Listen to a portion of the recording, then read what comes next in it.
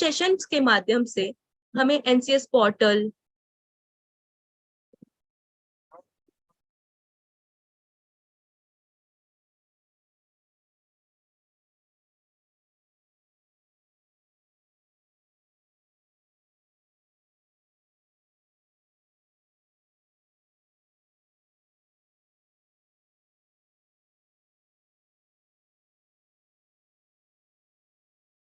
तो इस सेशन में आज हमारे साथ जुड़े हैं इस सेशन को आगे बढ़ाने के लिए अमोक जी। अमोक जी, मैं रिक्वेस्ट करूंगी कि आप फिलहाल के लिए अपना स्क्रीन शेयर हटा दें ताकि people can see us also. Thank you. So मैं सबसे पहले थैंक यू करना चाहूंगी ministry of labour and employment and UNICEF युवा टीम को, जो साथ में मिलकर हम जैसे युवाओं के लिए नए नए इकोनॉमिक अपॉर्चुनिटीज ला रहे हैं। और सेशन के माध्यम से हमें एनसीएस पोर्टल और different different career pathway, different career opportunities, 3600 plus NCS portal पे आप करियर अपॉर्चुनिटीज देख सकते हैं। इसके लिए मैं थैंक्स बोलना चाहूंगी। इसके अलावा मैं आसमान फाउंडेशन की टीम को भी थैंक यू बोलना चाहूंगी, जो हमें टेक्निकल सपोर्ट दे रहे हैं इस सेशन को स्मूथली रन होने के लिए। आजकल जल्दी किसको नहीं है, हर चीज की जल्दी है, हर चीज जल्दी चाहिए, हर चीज में एक भाग दौड़ मची है, तो पैसों के लिए क्यों नहीं। तो आज जो हम सेशन लेने वाले हैं इस पर हम चर्चा करेंगे फाइनेंशियल सिक्योरिटी हम जल्दी कैसे प्राप्त कर सकते हैं। और इसमें जो सब टॉपिक्स होंगे हमारे, वो होंगे financial literacy, insurance, share marketing जैसी चीजों पर हमारा डिस्कशन होगा। इसलिए जैसे कि मैंने पहले भी बताया, हमने आपके लिए एक स्पेशल स्पीकर बुलाया है, अमोक भुतोस्कर जी, जिन्हें इस फील्ड में और इस इंडस्ट्री और इस ट्रेनिंग को कराते हुए 13 साल हो गए हैं। उन्होंने 400 से भी ऊपर फाइनेंशियल लिटरेसी पर सेशन किए हैं अक्रॉस द इंडिया। तो अब मैं रिक्वेस्ट करूंगी कि अमोक जी से कि वो वेबिनार को आगे बढ़ाएं। और इसी बीच अगर आप सभी के कुछ क्वेश्चंस आ रहे हैं, कुछ डाउट्स आ रहे हैं, कुछ सवाल हैं, तो आप कमेंट सेक्शन में डाल सकते हैं और हम जरूर कोशिश करेंगे सेशन के अंत में सभी सवालों को एड्रेस करने की कोशिश करेंगे। और so handing over to Amok ji, please शुरू करें। Okay Shruti, thank you. Presentation share करता हूँ। आज हम जो प्रोग्राम के दौरान यूज सो सभी को बहुत ही गुड मॉर्निंग और ज्वाइन करने के लिए शुक्रिया। सो आज का हमारा जो सेशन है ये फाइनेंशियल लिटरेसी, या जिसे हम हिंदी में वित्तीय साक्षरता कह सकते हैं, इस प्रोग्राम में हम अलग अलग टॉपिक्स पे बात करेंगे। प्रोग्राम शुरू होने से पहले जैसा श्रुति ने बताया, अगर आपको कोई भी डाउट्स होंगे तो आप अपने चैट बॉक्स में टाइप कर सकते हो, और जो भी सवाल होंगे हम पूरी तरह से उनको लेने की कोशिश करेंगे। लास्ट में प्रोग्राम के बाद में हम प्रोग्राम के एंड में जो भी डाउट्स होंगे वो आपके लेंगे। सो आज का ये जो प्रोग्राम है ये फाइनेंशियल लिटरेसी या वित्तीय साक्षरता, जैसा मैंने आपको बताया, इस पर है। सो आगे जाने से पहले सबसे पहली चीज जो मैं आपको बताना चाहूंगा थोड़ा सा मेरे बारे में। आपको अगर वीडियो देखना होगा तो आप वीडियो शेयर कर सकते हो या देख सकते हो। ये क्यूआर कोड है यूट्यूब वीडियो का। ये वीडियो अगर आपको क्यूआर कोड स्कैन करना है तो आप स्कैन करके ये इंट्रोडक्शन और वर्क का जो वीडियो है वो देख सकते हो। स्क्रीन पे जो आपको क्यूआर कोड दिख रहा है वो आप स्कैन करके ये यूट्यूब वीडियो जो है वो आप व्यू कर सकते हो। इसके साथ ही अगर किसी को ये पॉसिबल नहीं है तो उनके लिए जस्ट मैं स्लाइड भी दिखा देता हूं, सो दैट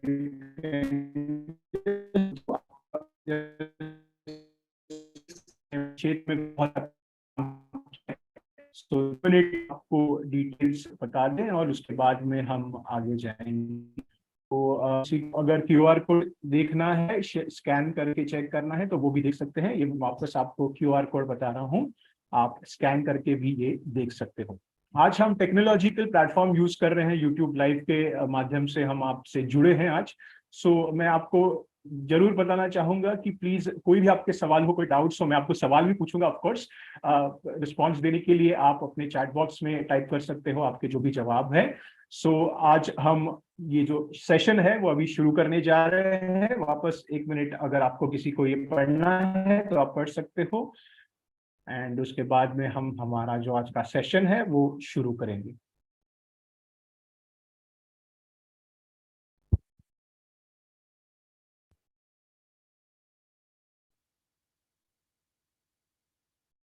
ओके, सो सभी का वापस एक बार बहुत ही वेलकम है ये प्रोग्राम में, जो फाइनेंशियल लिटरेसी पे हम ये प्रोग्राम कर रहे हैं। सो आगे जाते हैं और प्रोग्राम की शुरुआत करते हैं। सो सबसे पहले आपको फाइनेंशियल लिटरेसी का मतलब क्या है ये थोड़ा सा बताना चाहूंगा। So financial literacy is possessing the skills and knowledge on financial matters to confidently take effective action। सो जो भी आपके फाइनेंशियल मैटर्स होते हैं उसके लिए आपको जो निर्णय लेने होंगे, जो डिसीजंस लेने होंगे, उसके लिए जो आप में कौशल्य होना चाहिए या जो स्किल्स होने चाहिए या जो नॉलेज होना चाहिए, ये आपको ये जो निर्णय है या डिसीजंस है ये लेने में थोड़ी सी आसानी कर सकता है।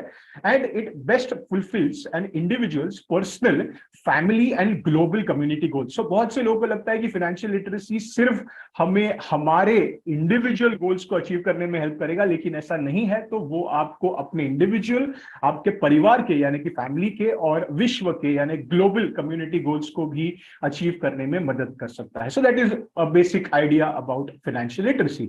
अभी ये जो डेफिनेशन है ये नेशनल फाइनेंशियल एजुकेटर्स काउंसिल की है, तो ये बहुत ही एक इंटरनेशनल लेवल की ऑर्गेनाइजेशन है, ये काउंसिल है जो ये डेफिनेशन ने दिया है जिन्होंने। सो अगर आगे हम जाए तो अभी फाइनेंशियल जरूरत, ऐसा आपके मन में शायद सवाल होगा, तो अगर आप थोड़ा सा डेटा आपके सामने जो रखा गया है वो आप देखें, जो कि S&P ग्लोबल फिनलिस्ट सर्वे के माध्यम से हम ये डेटा यूज कर रहे हैं। सो ये अगर हम देखें तो ओवरऑल अगर दुनिया के बहुत से जो देश है उनसे अगर हम कंपेयर करें, फिर वो Canada, France, Germany, Italy, Japan, United kingdom या यूनाइटेड स्टेट्स हो, उसमें अगर आप देखोगे तो कहीं ना कहीं 50% से ज्यादा आपको फाइनेंशियल लिटरेसी या वित्तीय साक्षरता दिखाई देगी।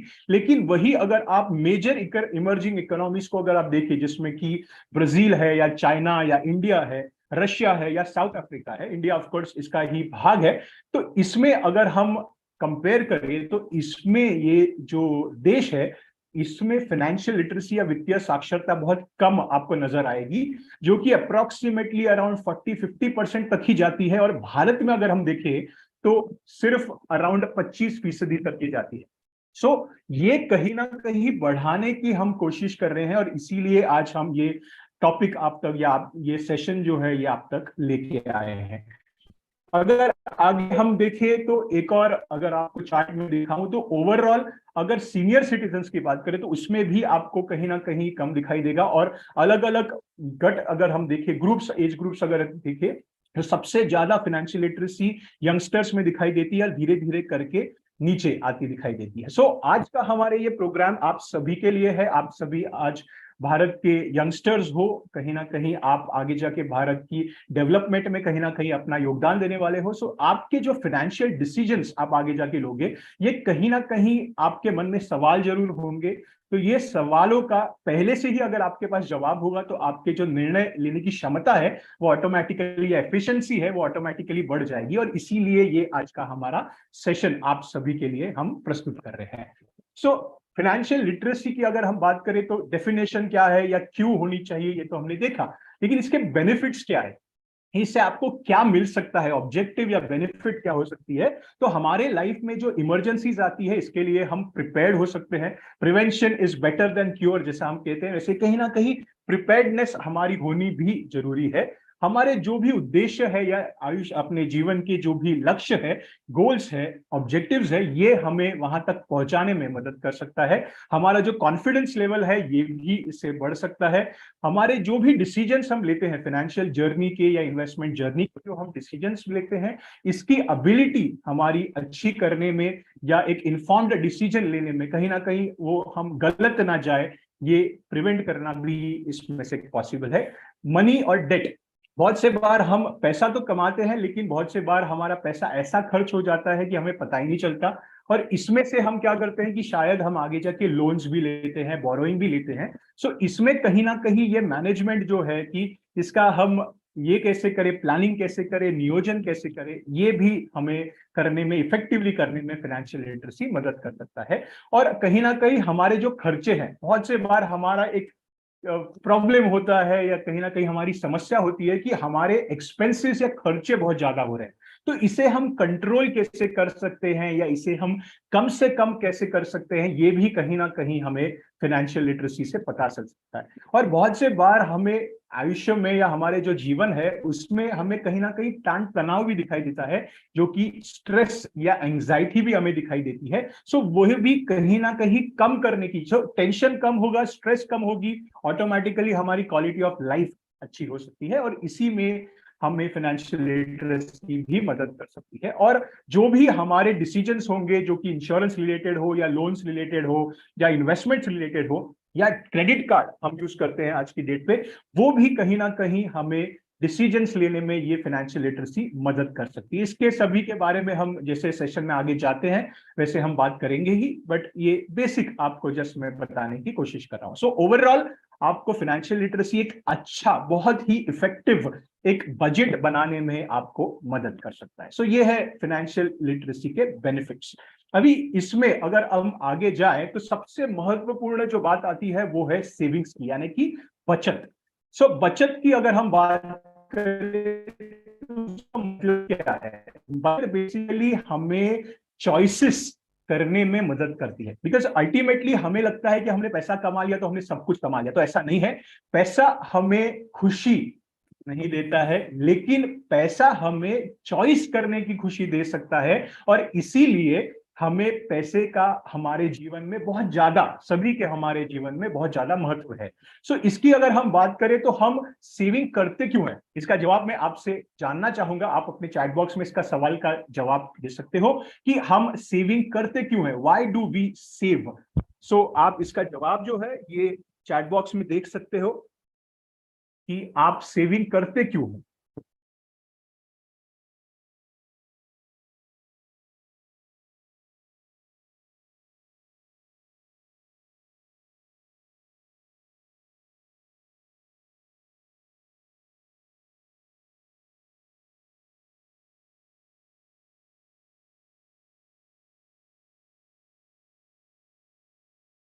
आपके जवाब आप चैट बॉक्स में दे सकते हो कि आप सेविंग क्यों करते हो, what is the reason you save money.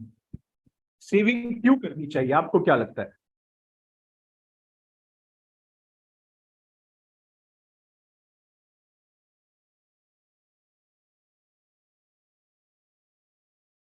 Okay, सो जवाब आना शुरू हो गए हैं। सो जो भी आप सेविंग करते हो, आप सेविंग, महत्वपूर्ण चीज ये है कि आप सेविंग करते हो ताकि आपको आगे जाके फाइनेंशियल फ्रीडम मिल सके। फाइनेंशियल फ्रीडम यानी कि फाइनेंशियल इंडिपेंडेंस का ये महत्व है कि आप दूसरे किसी पर निर्भर ना रहे अपने आगे जाके अपनी फ्यूचर की, भविष्य की जरूरतों के लिए, नीड्स एंड रिक्वायरमेंट्स के लिए। हमारे प्रधानमंत्री जी श्री नरेंद्र मोदी जी भी यही कहते हैं कि आत्मनिर्भर बनो, कि कम से कम दूसरों पे आपको डिपेंडेंट होना चाहिए, ज्यादा से ज्यादा खुद से आप जितना अपने कंट्रोल कर सको या जितना हमारे सेविंग से आगे जाके अपने एक्सपेंसेस कर सको, अपनी जरूरतें पूरी कर सको, वो बेहतर है। सो इसीलिए आपको सेविंग करनी चाहिए। आगे बहुत से बार हम क्या करते हैं कि हमारा इनकम आता है और उसमें से हम हमारे खर्चे कर देते हैं, और बाकी जो भी बचता है उसमें से हम सेविंग करते हैं। सो इसमें एक और चीज आपको ये पता होनी चाहिए कि आपकी जो भी अर्निंग होती है, जैसे कि अगर आपकी अर्निंग है 100%, सो 100% या 100% में से अगर आप स्पेंडिंग की बात करो तो आप अगर 60%, 60% हमारे अगर आप पैसे खर्चे कर रहे हो तो आपकी बचत है 40%, 40%। तो आपको क्या करना है, इसमें थोड़ी सी कहीं ना कहीं आपको चेंज करनी है। बिकॉज बहुत से बार क्या होता है कि हमारे हाथ में पैसे आते हैं, अगर हमने पूरे पैसे खर्चे कर दिए तो पॉसिबल ये है कि शायद आपको आगे जाके जो खर्चे होने वाले हैं उसकी जो सेविंग आपको करनी चाहिए थी पहले ही, आज की डेट पर अगर आपको करनी है तो वो आप कैसे कर सकते हो। तो आपको शुरुआत करनी है, थोड़ी सी अपनी मेंटालिटी या माइंडसेट को चेंज करना है, और आपको ये चीज करनी है कि आपको अपना जो खर्चा आप पहले करते हो और फिर आप सेविंग की ओर जाते हो, थोड़ा सा उसको आपको चेंज करना है। तो अर्निंग में से, आपकी इनकम में से आपको पहले पैसे बचाने हैं, पहली बचत करनी है, और फिर आगे जाके जो भी पैसे बचेंगे उससे आपको अपने खर्चे करने हैं। इससे दो चीजें होंगी। सबसे पहली तो बचत जरूर हो जाएगी, definitely you will be saving money. और उसके साथ में और एक और महत्वपूर्ण चीज ये होगी कि आपके जो फिजूल के खर्चे हैं वो शायद कम हो सकते हैं, बिकॉज आपके हाथ में अगर कम पैसे बचे हैं तो ऑटोमेटिकली आप ऐसा करोगे कि आप अपने ऐसी ही जरूरतों पे पैसे खर्च करोगे जो कि बहुत ही प्रायोरिटी है आपके लिए, बहुत ही जरूरी है आपके लिए। तो ये है बचत, और बचत का महत्व क्या है आपके जीवन में, आपकी आयु में, इसका थोड़ा सा ज्ञान आपको देने की कोशिश कर रहा था। इसके बाद में सबसे पहली चीज बचत से जो आपको करनी है वो है आपको अपना इमरजेंसी फंड कहीं ना कहीं बनाना है। सो इमरजेंसी एक ऐसी चीज है कि आपको कहीं ना कहीं आपकी फ्यूचर में, या शायद किसी को ऑलरेडी अपने जीवन में इमरजेंसी का सामना ऑलरेडी हो चुका होगा, या शायद आप अभी इमरजेंसी के थ्रू जा रहे होंगे, तो आपको एक चीज ये करनी है कि उसके लिए कहीं ना कहीं आपको प्रिपेयर्ड होना है। बिकॉज आपको हमेशा ये याद रखिए कि कहीं ना कहीं प्रिपेयर्ड होना बहुत अच्छा होता है। जैसा मैंने आपको पहले बताया था कि प्रिवेंशन कहीं ना कहीं क्योर से अच्छा है। सो प्रिपेयर्ड होना is half the battle one. तो आपको क्या करना है, आपको सबसे पहली चीज ये करनी है कि ये जो बचत किए हुए आपके पैसे हैं उसमें से थोड़े थोड़े पैसे आपको अलग निकाल के ये इमरजेंसी के लिए पैसे बचाने हैं। तो ये आपको कब तक करना है, आपको ये पैसे जब तक अप्रोक्सीमेटली आपके जो मंथली इनकम है उसके 3 गुना जब तक ये पैसे नहीं हो जाते, वैसे आपको थोड़े थोड़े करके ये पैसे बचाने हैं। ये एक दिन में तो डेफिनेटली नहीं होने वाला है, आपको बहुत टाइम लग सकता है। तो आपको क्या करना है, आपको धीरे धीरे करके ये पैसे बचाने हैं। फिर वो 1 महीने में आप डेफिनेटली नहीं कर पाओगे, आपको शायद 6 महीने, 8 महीने, 10 महीने, शायद 2-3 साल भी लग सकते हैं, लेकिन धीरे धीरे करके आप ये जरूर कीजिएगा ताकि आपका इमरजेंसी फंड खड़ा हो जाए। अभी ये आपको कब तक करना है, जब तक ये कम से कम 3 गुना आपके मंथली इनकम के नहीं हो जाते, तब तक ये पैसे आपको बचाते रहने हैं और ये अलग रखने। अभी अलग रखने हैं मतलब सबसे इंपॉर्टेंट बात यह है कि ये आप इन्वेस्टमेंट करके मत रखिएगा, ये जितना पॉसिबल हो सके वो कैश में रखिएगा, ताकि इमरजेंसी जब आती है वो समय बता के नहीं आती। शायद दोपहर को भी आ सकती है, सुबह भी आ सकती है, या कभी अर्ली मॉर्निंग भी आ सकती है, वी डोंट नो। और इसीलिए आपको क्या करना है कि आपको ये पैसे कैश में ही रखने हैं, ताकि जब कभी आप पे या आपके प्रियजनों पे जब कभी ये इमरजेंसी आए, आप इमीडिएटली ये पैसे इस्तेमाल करके उस इमरजेंसी का सामना आप कर सकते हो। और एक और चीज याद रखिए कि ये पैसे आप घर पर ही रखिएगा, बिकॉज इमरजेंसी के दौरान अगर आप कहते हो कि शायद ये पैसे मेरे बैंक अकाउंट में है, मैं जाके शायद एटीएम यूज करूंगा या डेबिट या क्रेडिट कार्ड यूज करूंगा, चाहे ऐसा हो सकता है कि शायद आपको ये पैसे निकालने का भी समय ना मिले, कि आप एटीएम तक शायद ना पहुंच पाओ, आपको उसके पहले ही उसके पैसे की जरूरत पड़ सकती है। और सिमिलरली आप शायद ऐसा सोचते हो कि मेरे पास डेबिट कार्ड है या क्रेडिट कार्ड है, लेकिन डेबिट कार्ड और क्रेडिट कार्ड भी एक मशीन के द्वारा ही उसका प्रोसेसिंग होता है। शायद हम वर्स्ट केस सिनारियो की बात कर रहे हैं, अगर ये मशीन उस समय काम ना करे फिर आप क्या करोगे। तो इसीलिए आपको ये पैसे घर पर जितना हो सके उतना ये घर पर आपको पैसे रखने हैं, ताकि आप ये पैसे इमीडिएटली यूज कर पाओ। और सबसे महत्वपूर्ण बात कि आपको ये पैसे आपने जहां कहां घर पर रखे, अभी घर पर एज फार एज पॉसिबल हमारे जो कबर्ड के लॉकर होते हैं उसमें मत रखिएगा, क्योंकि चोरी के एंगल से अगर हम देखें तो चोर सबसे पहले वही चाहेगा। तो आपको ये कोशिश करनी है कि पैसे कहीं ना कहीं घर पर कोई नुक एंड कॉर्नर हमारा होता है, कोई कोने होते हैं, कोई डिब्बे होते हैं किचन के, वहां पे आप ये पैसे रखिएगा। और उससे आप ज्यादा से ज्यादा पैसे जो कॉर्नर्स है या जो भी कोने हैं वहां पे छुपा के रखिएगा। और सबसे महत्वपूर्ण बात जो मैं बताने की कोशिश कर रहा था कि हमारे जो भी घर पर रहते हैं, हमारे फिर पिताजी हो या माताजी हो, हमारे बच्चे हो या कोई चाचा या ताऊ जी या कोई भी हो, अंकल आंटी कोई भी हो, हमारे जो प्रियजन है उनको जरूर बता के रखिएगा कि ये पैसे आपने बचाए हैं, ताकि जब कभी इमरजेंसी आए उस समय ये पैसे वो इस्तेमाल करके, अगर आप ही खुद इमरजेंसी में हो और आपने दूसरों को ही नहीं बताया कि वो पैसे कहाँ रखे हुए हैं, बिकॉज मैंने जैसे बताया कि कोई कोने में आपने शायद छुपाए होंगे, तो ये सभी को बता के रखिए, सभी को यानी हमारे प्रियजनों को बता के रखिए, ताकि वो पैसे इमीडिएटली वहां से निकाल कर वो इमरजेंसी के दौरान इस्तेमाल कर सके। सो ये इमरजेंसी फंड आपको हमेशा रखना है, सो दैट जब कभी आप पे इमरजेंसी आए आप ये इस्तेमाल करके इमरजेंसी से बाहर आने की आपकी जो कोशिश है वो आप कर सकते हैं। इसके बाद में हम आते हैं लाइफ के रिस्क के बारे में या जोखिमों के बारे में समझने के लिए। तो सबसे पहले अगर मैं आपको बताऊं तो हमारे जीवन में, हमारे आयु में 3 प्रकार के डी होते हैं, जो कि 3 डीज होते हैं। डी यानी कि डेथ, डिजीज और डिसेबिलिटी। सो ये 3 हमारे लाइफ के, हमारे जीवन के सबसे बड़े जोखिमों में से आते हैं। और इसकी अगर हम बात करें तो हम इसका सामना कैसे कर सकते हैं। तो अगर हम डेथ की बात करें तो हम लाइफ इंश्योरेंस पॉलिसी खरीद कर हम इसका सामना कर सकते हैं। सो अगर हम लाइफ इंश्योरेंस पॉलिसी खरीदते हैं तो 2 सबसे महत्वपूर्ण चीजें आपको समझनी है। सबसे पहला है सम अश्योर्ड और दूसरा है रिस्क कवर। ये 2 कंसेप्ट्स के बारे में आपको जानना बहुत जरूरी है, बिकॉज अगर आप लाइफ इंश्योरेंस खरीदते हो और अगर आप जो भी आपने पॉलिसी खरीदी है और आप उतने समय तक, उतने पीरियड तक अगर आप जिंदा रहते हो, इफ यू आर अलाइव और यू सर्वाइव, तो आपको जो पैसे वापस दिए जाते हैं ये सम अश्योर्ड के हिसाब से या कैलकुलेशन के हिसाब से वापस दिए जाते हैं।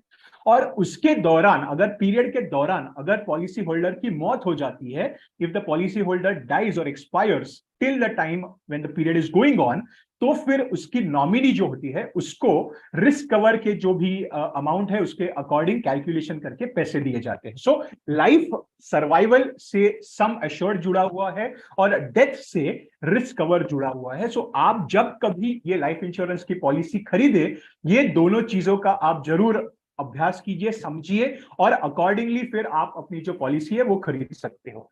तो अगर हम पॉलिसीज की बात करें तो सबसे महत्वपूर्ण सवाल ये होता है कि बहुत से लोगों को ये नहीं पता होता कि लाइफ इंश्योरेंस लेना कितना चाहिए। तो सबसे पहली चीज आप ये समझिए कि लाइफ इंश्योरेंस हम जो लेते हैं ये डेथ के एंगल को देख के या उसके दृष्टिकोण से लेते हैं। सो हमें हमारे रिस्क कवर जो है, यानी कि रिस्क कवर की जो साइज है, ये कम से कम हमारे एनुअल इनकम है, जो भी हमारा वार्षिक उत्पन्न है, साल में हम जितना भी कमाते हैं उससे कम से कम 10 गुना आपका रिस्क कवर होना जरूरी है। सो अगर हम ये एंगल सोचे तो ये यहां तक पहुंचने के लिए हम क्या कर सकते हैं। तो जैसा मैंने आपको बताया, लाइफ इंश्योरेंस आपको खरीदना होगा। सो लाइफ इंश्योरेंस की पॉलिसीज की बात करें तो बहुत से टाइप्स या बहुत से अलग अलग प्रकार आपको जरूर दिखाई देंगे, लेकिन अगर उसमें से सबसे इंपॉर्टेंट लाइफ इंश्योरेंस प्रोडक्ट की अगर हम बात करें तो आपको यह समझना है कि ये प्रोडक्ट है कौन सा। सो ये प्रोडक्ट आपको सबसे 3 जो प्रख्यात या पॉपुलर प्रोडक्ट्स है उसके बारे में थोड़ा सा मैं आपको बताना चाहूंगा। सबसे पहला प्रोडक्ट है जिसे एंडाउमेंट पॉलिसी कहा जाता है। इसमें क्या होता है कि आप जब भी पॉलिसी लेते हो, आप जो भी पीरियड आपने चुना है, बिकॉज इसमें एक चीज आपको याद रखनी है कि एज और पीरियड ये दोनों ही फैक्टर्स को समझकर आपको पॉलिसी लेनी है, बिकॉज जैसे आपका एज बढ़ते जाएगा वैसे आपका जो प्रीमियम है वो भी ऑटोमेटिकली, जो पैसे आप भरते हो पॉलिसी खरीदने के लिए वो भी बढ़ते जाएगा, और जैसे पीरियड बढ़ते जाता है वैसे भी वो बढ़ते जाएगा। सो इट इज मोर और less directly proportional with your age and with the period. So जितना ज्यादा एज या पीरियड उतना ज्यादा प्रीमियम एंड वाइस वर्सा, ऐसे होता है। सो इंडाउमेंट में क्या होता है कि आप अगर 30 साल का पीरियड चुनते हो, एक अजम्पशन ले रहा हूं मैं, एक एग्जाम्पल ले रहा हूं, 30 साल का अगर आपने 30 इयर्स का अगर पीरियड लिया है तो ये आपको प्रीमियम जो भरना है ये कंटिन्यूअसली 30 साल तक भरते जाना है। सो इसमें भरने के लिए आपके पास बहुत से ऑप्शंस है। आपको अगर चाहिए तो आप मंथली कर सकते हो, क्वार्टरली या हाफ ईयरली या ईयरली, और बहुत से बात सिंगल प्रीमियम का भी ऑप्शन होता है। लेकिन सिंगल प्रीमियम एक ही बार में अगर बात करें देने की तो बहुत बड़ी अमाउंट होगी, डेफिनेटली हमें वो शायद पॉसिबल ना हो। तो इसीलिए आप जो भी बाकी के ऑप्शंस बचते हैं उसमें से ऑप्शन चुनिए जो भी आपको कंफर्टेबल लगे, और उसके अकॉर्डिंग आप अपना जो प्रीमियम है वो भर सकते हो। और वो आपको अगर 30 साल का हमने एग्जाम्पल लिया है, उदाहरण लिया है, तो 30 साल तक कंटिन्यूअसली भरते जाना है। और उसके बाद में आपको, अगर आप सरवाइव करते हो, तो आपको जो आपका सम एश्योर्ड है उसके अकॉर्डिंग आपको आपके पैसे वापस दिए जाएंगे, और उसके साथ कोई लॉयल्टी एडिशन या बोनस भी आपको डिक्लेयर किया जाएगा। सो ये सभी कैलकुलेशन जो होगी ये सम एश्योर्ड पे आपको होती है। अगर ये पीरियड के दौरान, ये 30 सालों के दौरान आपकी अगर डेथ हो जाती है, यानी कि पॉलिसी होल्डर की डेथ हो जाती है, तो जो भी पैसे आपके रिस्क कवर के होते हैं ये आपके नॉमिनी को दिए जाएंगे। यहां पे नॉमिनी का कंसेप्ट आपको जानना बहुत जरूरी है। नॉमिनी यानी कि अगर आप पॉलिसी होल्डर हो, आपने पॉलिसी खरीदी है और आपके लाइफ को कुछ हो जाता है, यानी कि आपकी मृत्यु हो जाती है, डेथ हो जाती है, तो फिर आपके पश्चात, आपके बाद ये पैसे किसे देने हैं, इसे नॉमिनी कहा जाता है। सो नॉमिनेशन आप जरूर कीजिएगा, ताकि आपके बाद आपके जो भी प्रियजन है उनको ये पैसे मिल सके, आसानी से मिल सके। इसके बाद में दूसरी पॉलिसी होती है जो कि मनी बैक पॉलिसी होती है। इसमें भी आपको जो प्रीमियम है, ये अगर 30 साल का एग्जाम्पल हम लेते हैं तो 30 साल तक कंटिन्यूअसली भरना है। लेकिन जो एंडाउमेंट में सम अश्योर्ड वाले पैसे आपको एंड में मिलने वाले थे, यानी कि 30 सालों के बाद मिलने वाले थे, ये आपको मनी बैक में थोड़े थोड़े सालों के बाद थोड़े थोड़े करके दिए जाते हैं। तो ये हर 3 सालों में हो सकते हैं, हर 5 सालों में हो सकते हैं, या लास्ट के आखिरी के जो भी 5 साल है उसमें हो सकते हैं, या थोड़े थोड़े करके आपको जो भी आप पॉलिसी लेते हो उसके फीचर्स को आप जरूर पढ़िएगा, ताकि आपको पता चले कि आपको ये पैसे कब मिलने वाले हैं। लेकिन ये जरूर आपको याद होना चाहिए कि ये पैसे आपको एंड में नहीं मिलेंगे, बल्कि थोड़े थोड़े करके आपको ये पैसे बीच में मिलते जाएंगे। ये है मनी बैक पॉलिसी। इसका प्रीमियम जनरली जो एंडाउमेंट पॉलिसी होती है उससे ज्यादा होता है। लेकिन एक चीज आप, ये भी बेनिफिट इसमें ये है जो मैंने आपको बताया, कि आपको ये पैसे थोड़े थोड़े करके पहले दिए जाते हैं। सो प्रीमियम अगर आपको थोड़ा कम चाहिए तो आप एंडाउमेंट पॉलिसी में जा सकते हो। प्रीमियम ज्यादा चाहिए लेकिन पैसे भी अगर आपको थोड़े थोड़े करके बीच में मिलते रहे, ऐसा अगर आपको लगता है, तो आप मनी बैक पॉलिसी ले सकते हो। इसके बाद में जो सबसे महत्वपूर्ण पॉलिसी है वो है टर्म इंश्योरेंस। इस पॉलिसी को खरीदने के लिए आपके पास आपका इनकम प्रूफ होना बहुत जरूरी है। सो आपका जो फॉर्म 16 आगे जाके अगर आपको जॉब होगी तो आपके पास एक इनकम प्रूफ जनरेट होगा, जो कि एक फॉर्म 16 हो सकता है, या साल के आखिर में आप जो इनकम टैक्स रिटर्न भरोगे, इनकम टैक्स डिपार्टमेंट के पास आपका रिटर्न डिक्लेयर करके रिटर्न जो फाइल करोगे वो भी चल सकता है, या आपकी सैलरी स्लिप्स भी आपको चल सकती है। और ये पॉलिसी में बेनिफिट ये होता है कि सबसे कम प्रीमियम भर के, ये तीनों पॉलिसीज में से सबसे कम प्रीमियम टर्म इंश्योरेंस में आपको लगाई देगा, और ज्यादा से ज्यादा रिस्क कवर आपको इसमें मिल सकता है। लेकिन भारत में ये पॉलिसी बहुत कम बेची जाती है, बिकॉज इसमें अगर आप 30 सालों का हम जो उदाहरण ले रहे हैं, अगर 30 साल आप जीवित रहते हो, you are alive at the end of 30 years, तो आपको सम अश्योर्ड इसमें कुछ भी नहीं मिलता है। और इसीलिए बहुत से लोगों को ये लगता है कि मुझे टर्म इंश्योरेंस नहीं लेना बिकॉज मुझे कुछ नहीं मिलने वाला। लेकिन आप ये जरूर समझिए कि अगर आपके लाइफ को कुछ हो जाता है तो इसमें एंडाउमेंट और मनी बैक से ऑलमोस्ट 10 से 15 गुना पैसे ज्यादा आपके फैमिली को, यानी कि आपके नॉमिनी को मिल सकते हैं। सो कम से कम प्रीमियम में ज्यादा से ज्यादा रिस्क कवर अगर आप लेना चाहते हो, और उसमें आप खुद का अपना फायदा ना देखते हुए हमारे नॉमिनी जो है उनका फायदा देखना चाहते हो, बिकॉज टर्म इंश्योरेंस में आपको तो कुछ नहीं मिलने वाला, आपके नॉमिनी को इसमें मिलने वाला है, तो वो आप जरूर सोचिए और उसके अकॉर्डिंग आप ये तीनों में से जो भी आपको कंफर्टेबल लगती है, आपके लिए अच्छी लगती है पॉलिसी, वो आप खरीद सकते हो। इसके बाद में आपको ये चीज समझनी है कि आपको हेल्थ इंश्योरेंस भी लेना जरूरी है। हेल्थ इंश्योरेंस में सबसे महत्वपूर्ण जो बात आपको पता होनी चाहिए वो है डिजीज और डिसेबिलिटी में ये आपको मदद करेगी। इसमें अगर डेथ होती है तो आपको हेल्थ इंश्योरेंस कोई काम में नहीं आने वाला, लेकिन अगर आपकी डिसेबिलिटी हो जाती है, एक्सीडेंट हो जाता है, और अगर आप डिसेबल्ड हो जाते हो, या फिर आपको कोई भी डिजीजेस होते हैं या हॉस्पिटलाइजेशन होता है, तो इसमें आपको ये हेल्थ इंश्योरेंस पॉलिसी मदद कर सकती है। अभी इसमें सबसे महत्वपूर्ण बात यह है कि कितना खरीदे।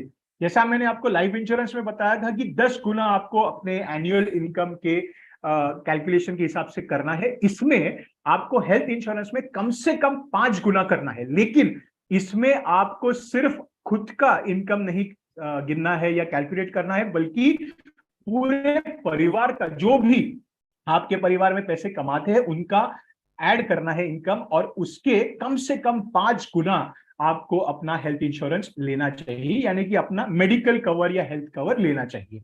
इसमें 2 पॉलिसीज आती है। सबसे महत्वपूर्ण जो पॉलिसी है उसे इंडिविजुअल पॉलिसी कहते हैं, जो कि एक इंडिविजुअल या हमारे लिए हम खुद ये पॉलिसी ले सकते हैं, लेकिन इसमें सिर्फ हम खुद कवर होते हैं, या एक इंडिविजुअल कवर हो सकता है। और इसके अलावा आप एक फैमिली फ्लोटर पॉलिसी भी ले सकते हो, जिसमें इस फैमिली फ्लोटर पॉलिसी में आपकी पूरी फैमिली कवर हो सकती है। Generally husband wife 2 kids cover होते हैं, लेकिन अगर आप चाहो तो आपके माता पिता जी को भी आप कवर करवा सकते हो, या कोई इंडिविजुअल्स और है जो रिलेटिव्स है, आपके प्रियजन है, उनको भी आप कवर कर सकते हो। लेकिन एक चीज हमेशा याद रखिए कि जितने ज्यादा लोगों को आप कवर कर रहे हो उतना ज्यादा प्रीमियम भी आपको भरना पड़ेगा। सो ये सभी चीजों का आप विचार करके, सोचकर, समझकर इसके बारे में आप अपने जो डिसीजंस है वो आप ले सकते हो। अभी बहुत से बार हेल्थ कवर या लाइफ इंश्योरेंस और हेल्थ इंश्योरेंस जब हम लेते हैं, स्पेशली अगर हेल्थ इंश्योरेंस की बात करें, तो हमें बहुत से वर्ड्स या बहुत से कंसेप्ट्स पता नहीं होते। तो थोड़े से मैं आपको इसमें से बता देता हूं। सबसे पहले होता है कि आप जब हेल्थ इंश्योरेंस पॉलिसी खरीदते हो, आपको कौन से डिजीजेस को कवर करना है वो आपको समझना है, बिकॉज सभी डिजीजेस शायद इसमें कवर ना हो। बहुत से बार ऐसा भी होता है कि जो हमारे प्री एग्जिस्टिंग डिजीजेस है, जो हमें ऑलरेडी है जब हम पॉलिसी लेने वाले हैं, तो वो शायद उसमें कवर ना करे, या फिर अगर हम कवर करवाना चाहे तो हमें ज्यादा प्रीमियम भरना पड़ सकता है। तो ये चीज हमेशा आप याद रखिए। बहुत से बार ये भी होता है कि ज्यादा प्रीमियम अगर आप नहीं भरना चाहते तो थोड़े सालों तक, जिसे वेटिंग पीरियड कहा जाता है, ये डिजीजेस कवर नहीं होंगे, और उसके बाद यानी कि वेटिंग पीरियड खत्म होने के बाद में ये डिजीजेस कवर हो जाएंगे। सो ये भी आप अकॉर्डिंगली सोच सकते हो। इसके बाद में पॉइंट आता है वो है हॉस्पिटल्स का। हमें 2 टाइप के पॉलिसीज मिल सकते हैं। एक होता है जो हम हॉस्पिटलाइज होते हैं, और ये हॉस्पिटल्स नेटवर्क हॉस्पिटल्स की लिस्ट में होते हैं। ऐसी हॉस्पिटल्स में आप कैशलेस क्लेम्स करवा सकते हो। कैशलेस क्लेम यानी कि अगर आपने 5 लाख रुपए का, एक उदाहरण ले रहा हूं, 5 लाख रुपए का अगर आपने हेल्थ कवर या मेडिकल कवर खरीदा है, तो 5 लाख रुपयों तक आपको कोई भी अमाउंट इन हॉस्पिटल्स में नहीं भरनी पड़ेगी। लेकिन एक चीज यहां पे ये भी याद रखिए कि इसके बावजूद शायद ये हॉस्पिटल्स आपको एक रिफंडेबल डिपॉजिट मांग सकते हैं, जिसके लिए हमने जो इमरजेंसी फंड के पैसे बचाए थे वो शायद आप यहां पे इस्तेमाल कर सकते हैं। अभी इन हॉस्पिटल्स में आप जो भी खर्चे आपके होते हैं, जो भी हॉस्पिटलाइजेशन से रिलेटेड आपके खर्चे होते हैं, ये आप अकॉर्डिंगली यहां पे यूज करके ये आपके कैशलेस क्लेम के द्वारा हो सकते हैं। तो शायद आपको ये भी सवाल हो कि फिर सर कैशलेस हॉस्पिटल्स ना हो या नेटवर्क हॉस्पिटल्स ना हो तो फिर हम क्या करें? तो फिर आपको एक दूसरी चीज करनी पड़ेगी कि आपके जो भी खर्चे होंगे, सबसे पहले आपको अपनी जेब से ये खर्चे करने होंगे, और आपके जो भी प्रियजन, जो भी ये पॉलिसी में कवर हुए हैं और जो भी हॉस्पिटलाइज थे, वो जब डिस्चार्ज हो जाते हैं तो वो डिस्चार्ज का कार्ड लेके हॉस्पिटल से सभी डॉक्यूमेंट्स को अटैच करके आप रीइंबर्समेंट के लिए अप्लाई कर सकते हो, और उसके बाद आपके जो पैसे हैं वो आपकी जो भी लिमिट्स होंगी उसके अकॉर्डिंग आपको वो पैसे वापस मिल सकते हैं। सो यहां पे एक लिमिट की बात आपको बतानी जरूरत है कि आप जो भी पॉलिसी खरीदते हो उसके अपने अपने लिमिट्स होते हैं, कि रूम का लिमिट हो सकता है, एम्बुलेंस का लिमिट हो सकता है, या पर्टिकुलर ओपीडी का लिमिट हो सकता है, या ब्लड रिलेटेड हो सकता है, या ऑपरेशन थिएटर का हो सकता है। अलग अलग चीजें, जो भी हॉस्पिटलाइजेशन में अलग अलग कंसेप्ट होते हैं या चीजें होती है जिसपे आप खर्चे करते हो, हर एक के लिमिट हो सकते हैं। सो आप जब भी ये पॉलिसी खरीदते हो, ये लिमिट्स क्या क्या है ये जरूर उस आपके एजेंट को या कंपनी को पूछिएगा, और अकॉर्डिंगली आपके अपने निर्णय जो है वो आप लीजिएगा। अभी बहुत से बार अगर आपको हॉस्पिटल में एडमिट होते वक्त, जैसा मैंने आपको बताया, अगर आपसे शायद रिफंडेबल डिपॉजिट मांगा जाता है या कोई कैश मांगी जाती है या अमाउंट भरनी आपको पड़ी, और ये पैसे अगर आपको ये पॉलिसी से चाहिए होते हैं, तो फिर आप हॉस्पिटल कैश बेनिफिट ये कंसेप्ट का फायदा ले सकते हो, और आपके जो खर्चे हैं कैश में या हॉस्पिटल में हॉस्पिटलाइज होते वक्त के जो खर्चे हैं वो आप अकॉर्डिंगली कर सकते हो। इसके अलावा अगर आपको कोई भी एडिशनल फीचर या ऑप्शनल कवर चाहिए तो वो भी ये पॉलिसीज में उपलब्ध होते हैं। सो आप ये चेक करके अपने एजेंट को या फाइनेंशियल एडवाइजर को पूछकर अकॉर्डिंगली आप ये जो एडिशनल कवर्स है या राइडर्स है वो आप ले सकते हो।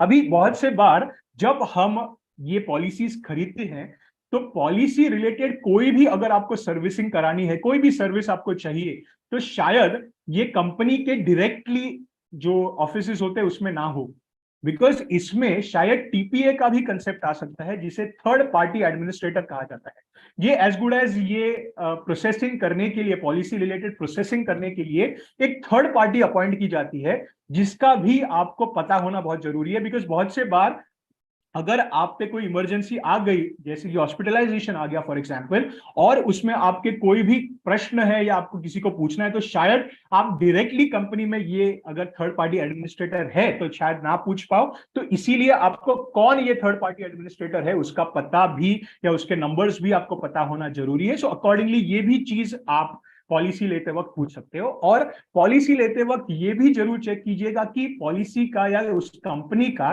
क्लेम सेटलमेंट रेशो क्या है।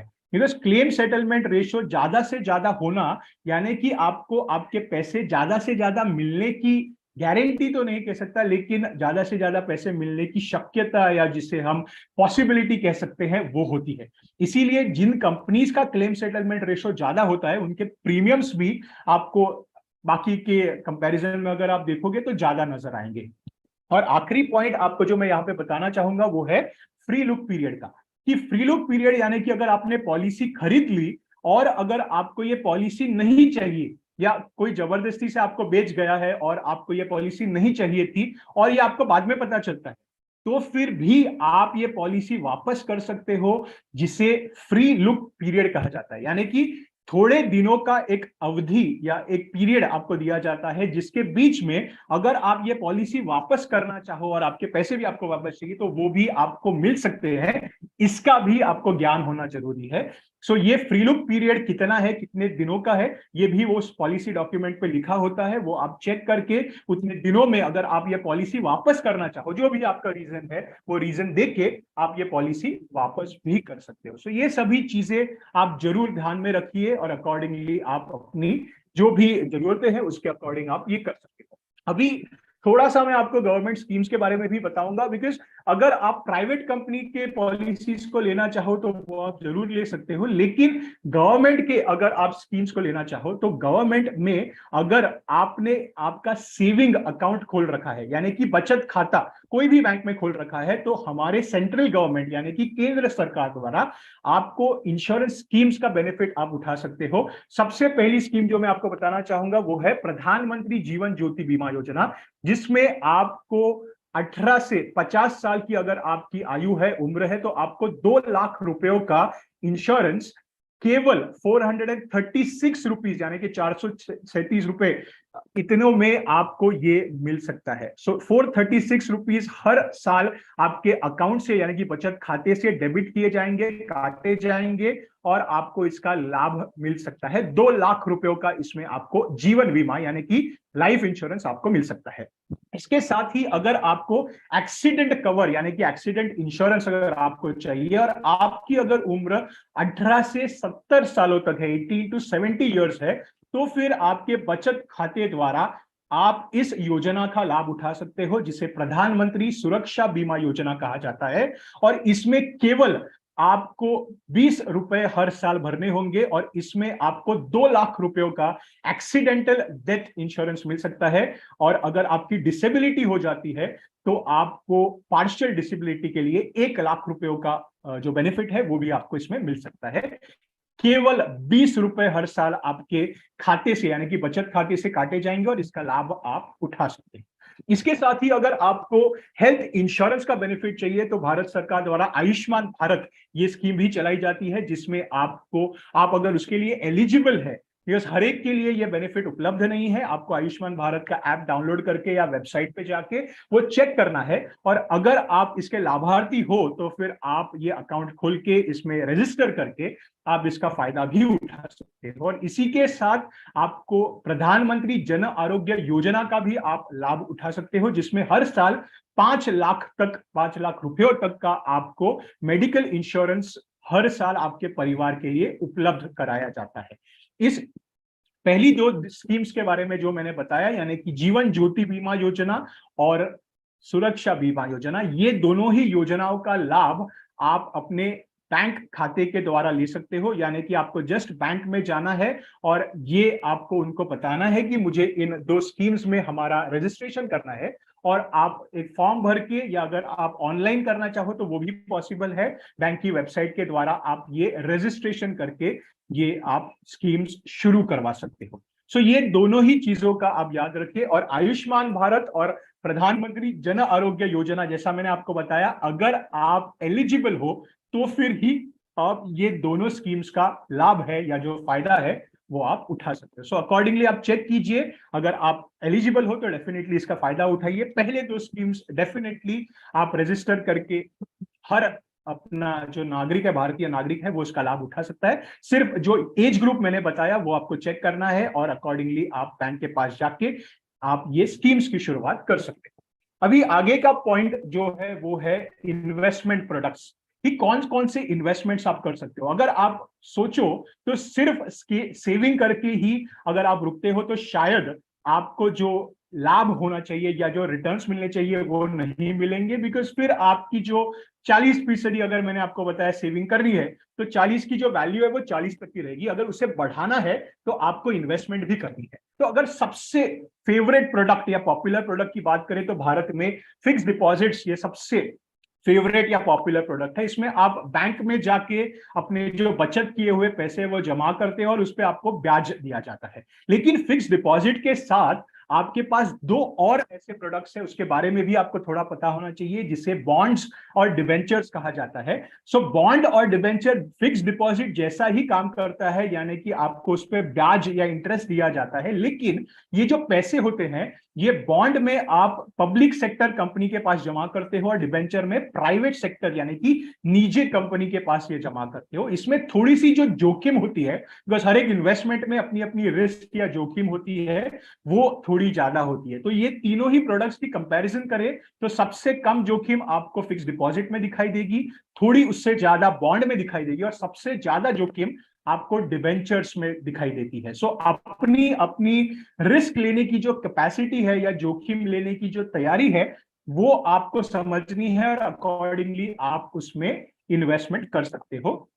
ये आपको इंटरेस्ट रिलेटेड प्रोडक्ट्स के बारे में मैंने आपको बताया। इसके साथ ही शायद आप ये सोचो कि सर मुझे इससे ज्यादा जोखिम लेनी है, तो फिर आप क्या कर सकते हो, तो आप शेयर बाजार में जा सकते हो। इक्विटी शेयर्स ये जो प्रोडक्ट होता है इसमें आप इन्वेस्टमेंट कर सकते हो। ये क्या होता है कि हम कंपनी की जो ओनरशिप होती है इसमें एक छोटा सा भाग है या छोटा सा जो पार्ट है वो हम खरीदते हैं, जिसे शेयर कहा जाता है। इक्विटी शेयर ये प्रोडक्ट का नाम है। तो ये प्रोडक्ट में अगर आपको इन्वेस्टमेंट करना है तो सबसे पहले तो जोखिम इसमें बहुत ज्यादा होती है, तो आपको वो जोखिम लेने की तैयारी है या नहीं ये आपको खुद को पूछना है, और अकॉर्डिंगली आपको अपना डिसीजन लेना है। अगर आप ये लेना चाहते हो, ये जोखिम लेना चाहते हो, तो फिर आपके पास एक विशिष्ट प्रकार का अकाउंट होने की जरूरत है, जिसे डीमैट और ट्रेडिंग अकाउंट कहा जाता है, जो आप एक ब्रोकर के पास ओपन कर सकते हो। ब्रोकर यानी कि जो स्टॉक एक्सचेंज के मेंबर्स होते हैं उन्हें ब्रोकर्स कहा जाता है या सब ब्रोकर्स भी कहा जाता है। इनके पास जाके आप अपने जो डीमैट और ट्रेडिंग अकाउंट्स है वो आप खोल सकते हो, और अपनी जो इन्वेस्टमेंट्स है वो आप कर सकते हो। इन्वेस्टमेंट करने के लिए बहुत से बार लोग ये सवाल जरूर पूछते हैं कि सर कौन सा शेयर खरीदूं या कहां पे इन्वेस्ट करूं, कहां पे नहीं करना चाहिए, वगैरह वगैरह। सो इसमें सबसे सेफ जो प्रोडक्ट्स होते हैं या शेयर्स होते हैं, जो कि दो ग्रुप्स में भारत में डिवाइड किए गए हैं, जिसके सेंसेक्स कहा जाए, इसके साथ आप जरूर अपनी शुरुआत जो है आप इन्वेस्टमेंट की कर सकते हो। सेंसेक्स यानी कि बॉम्बे स्टॉक एक्सचेंज जो है, इसके सबसे बड़ी 30 कंपनियों का जो गठ है, ग्रुप है, उसे सेंसेक्स कहा जाता है। और नेशनल स्टॉक एक्सचेंज की सबसे बड़ी जो 50 कंपनीज है, उनका जो ग्रुप है या गठ है, उसको निफ्टी कहा जाता है। सो ये 50 और 30 कंपनी जो मैंने आपको बताई, इसका आप थोड़ा सा अभ्यास करके सोचकर समझकर आप अपना जो रिस्क लेने की पोटेंशियल है वो उसके अकॉर्डिंग आप अपनी जो इन्वेस्टमेंट्स है वो आप इसमें कर सकते हैं। लेकिन जरूर एक चीज याद रखिए कि कभी भी इन्वेस्टमेंट करते वक्त आपको एक ही बार में नहीं करने हैं, तो आपको धीरे धीरे करके इसमें इन्वेस्ट करते जाना है। और इसके साथ ही अगर आपको लगता है कि इक्विटी शेयर्स रिस्की है, मुझे इतनी रिस्क नहीं लेनी है, अगर अगर आपको ऐसा लगता है, तो फिर आप म्यूचुअल फंड्स में भी इन्वेस्टमेंट कर सकते हो, जिसमें आपको क्या करना है कि आपको अपने पैसे एक म्यूचुअल फंड कंपनी के पास देने हैं और ये कंपनी उनके फंड मैनेजर्स के थ्रू थोड़े थोड़े अलग अलग प्रोडक्ट्स में ये पैसे इन्वेस्टमेंट करती है। इसमें 3 मुख्य प्रकार की स्कीम्स होती हैं, जिसे इक्विटी फंड्स कहा जाता है, पहला जो प्रकार है, जिसमें आपके पैसे जो है आप जैसे इन्वेस्टमेंट करते हो वैसे ही आप जैसे बहुत से अलग अलग लोग भी इन्वेस्टमेंट करते हैं, और ये पैसे साथ में इकट्ठा करके, जिसे इंग्लिश में पूल करना कहा जाता है, वो करके ये पैसे इक्विटी शेयर्स में अगर लगाते हैं तो इसे इक्विटी म्यूचुअल फंड्स कहा जाता है। रिस्क यहाँ पे थोड़ी ज्यादा होती है बिकॉज इक्विटी शेयर्स में ये पैसे लग रहे हैं, लेकिन यहाँ पे आपको डिसीजन नहीं लेना होता कौन से शेयर्स में लगाने हैं, बल्कि ये फंड मैनेजर्स जो होते हैं ये स्कीम्स के, ये वो निर्णय लेते हैं। इसके साथ में अगर आपको लगता है कि आपको थोड़ी कम जोखिम पे ये पैसे म्यूचुअल फंड्स में लगाने हैं, तो फिर आप ये पैसे डेट या fixed income mutual fund scheme जिसे कहा जाता है इसमें कर सकते हो। यहां पर जो पैसे हैं ये बॉन्ड्स और डिबेंचर्स जैसी जो कम रिस्क वाले जो प्रोडक्ट्स होते हैं इसमें ये पैसे इन्वेस्टमेंट किए जाते हैं। बॉन्ड, डिबेंचर और बहुत ही सिमिलर प्रोडक्ट्स होते हैं, बहुत ही अलग अलग उस प्रकार के प्रोडक्ट्स होते हैं, उसमें ये पैसे जाते हैं। इसमें जोखिम कंपैरेटिवली इक्विटी फंड से कम होती है। और अगर आप एक ही बार में दोनों ही अलग अलग प्रोडक्ट्स का उपभोग लेना चाहते हो, एक्सपोजर लेना चाहते हो, तो फिर आप तीसरा जो सबसे पॉपुलर टाइप है जिसे बैलेंस फंड्स कहा जाता है या हाइब्रिड फंड्स कहा जाता है, उसमें भी लगा सकते हो। थोड़े पैसे आपके इक्विटी में जाते हैं और थोड़े डेट में, यानी कि एक ही बार में दोनों का बेनिफिट आपको मिल सकता है। और गोल्ड में अगर आप इन्वेस्ट करना चाहो तो गोल्ड में भी आप फिजिकल यानी कि ज्वेलर के पास जाके अगर आपको गोल्ड कॉइन खरीदना है या गोल्ड की ब्रिक खरीदनी है तो वो भी आप कर सकते हो। लेकिन इलेक्ट्रॉनिक गोल्ड प्रोडक्ट्स होते हैं जो कि गोल्ड म्यूचुअल फंड्स में आप कर सकते हो या गोल्ड एक्सचेंज ट्रेडेड फंड्स होते हैं, इसमें भी आप अपनी इन्वेस्टमेंट कर सकते हो। तो ये भी आपके पास एक ऑल्टरनेटिव अवेलेबल है। तो ये जरूर आप सोचिएगा कि कौन सा प्रकार आपके लिए कन्वीनियंट या कंफर्टेबल है और अकॉर्डिंगली आप अपनी जो इन्वेस्टमेंट है वो कर सकते हो। और उसी के साथ बहुत से लोग ये भी सोच रहे हैं कि मुझे रियल एस्टेट में इन्वेस्टमेंट करनी है, बिकॉज आज हर भारतीय नागरिक को एक हाउस या घर खरीदना होता है। लेकिन ये घर अगर हम इन्वेस्टमेंट की तौर पर खरीद रहे हैं तो शायद हमारे पास उतने पैसे ना हो, बचत किए हुए पैसे ना हो, जो हम ये रियल एस्टेट का घर या प्रॉपर्टी खरीदने में इस्तेमाल कर पाए। तो इसीलिए आप क्या करते हो, तो बहुत से बार हम लोन लेते हैं। लेकिन ये लोन लेते वक्त आपको ये चीज हमेशा समझनी है कि लोन लेना सच में हमारे लिए जरूरी है या नहीं, ये डिसीजन आपको लेना है, अकॉर्डिंगली आपको ये इन्वेस्टमेंट करनी है। और अगर रियल एस्टेट में आप म्यूचुअल फंड्स के प्रकार से जाना चाहते हो तो आप इंफ्रास्ट्रक्चर म्यूचुअल फंड्स भी आप खरीद सकते हो और आप अपनी जो इन्वेस्टमेंट है वो आप कर सकते हो। इसके साथ ही आप रियल एस्टेट के प्रोडक्ट्स में अगर रेंट पे आप अपना जो घर आपने खरीदा है वो रेंट पे देना चाहते हो तो वो भी आप दे सकते हो। लेकिन रेंट पे देते वक्त हमेशा जो जिसको आप देने वाले हो रेंट पर, भाड़े पर, वो उसका थोड़ा सा बैकग्राउंड चेक जरूर आप कीजिएगा एंड अकॉर्डिंगली आप अपना जो इनकम है रेंट से, भाड़े से, आपका इनकम भी जनरेट हो सकता है। अभी इसके साथ जैसा मैंने अभी आपको लोन के बारे में बताया था, तो लोन जो क्रेडिट एंड डेट मैनेजमेंट जिसे कहा जाता है, इसमें थोड़ा सा आपको सोचकर जाना है कि आप अपना जो क्रेडिट स्टैंडिंग है वो कैसे बढ़ा सकते हो। तो क्रेडिट स्टैंडिंग बढ़ाना यानी क्या, तो process of improving your credit profile in such a way that your credit score improves, कि आपने जो भी लोन लिए हुए हैं उसे टाइम टू टाइम आपको भरते जाना है। और सबसे महत्वपूर्ण चीज, जहां पर आपको लोन की जरूरत नहीं है वहां पर आपको लोन नहीं लेना है। जस्ट बिकॉज लोगों के पास गाड़ी है इसलिए मेरे पास भी होनी चाहिए, ऐसा नहीं है। या लोगों के पास अच्छा फोन है इसीलिए मुझे भी लेना चाहिए, ऐसा नहीं है।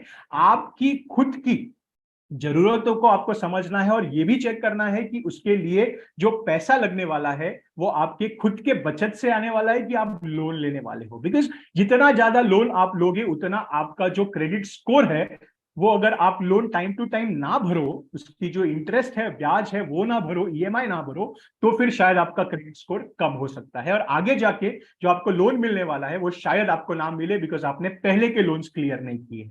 सो ये हमेशा आप सोचिए कि आपकी जरूरतें क्या है और अकॉर्डिंगली आपको अपना जो लोन है वो आपको लेना है। सो लोन आप बहुत सी अलग अलग चीजों के लिए ले सकते हो, आपके शिक्षा यानी एजुकेशन के लिए, घर के लिए, गाड़ी या टू व्हीलर फोर व्हीलर लेने के लिए, पर्सनल कोई अपनी जरूरतें है उसके लिए ले सकते हो, कंज्यूमर रिलेटेड लोन्स हो सकते हैं, मॉर्गेज लोन्स हो सकते हैं कि जो कि आप ले सकते हो, या बिजनेस रिलेटेड भी आप लोन्स ले सकते हो। सो ये सभी जो चीजें होती है ये पीरियड और इंटरेस्ट के अकॉर्डिंग चेंज होती जाती है।